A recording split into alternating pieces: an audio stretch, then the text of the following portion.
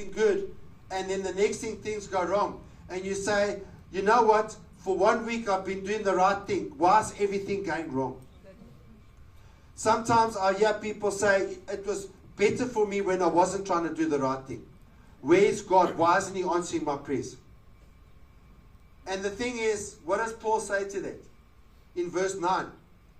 Let us not become weary. Weary is tired.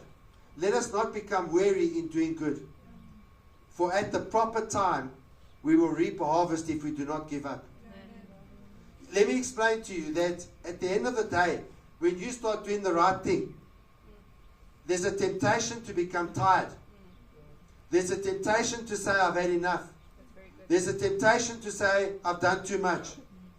But if we do not get weary, if we do not get tired, and if we do not give up at the proper time, say the proper time, we will reap a harvest if we do not give up.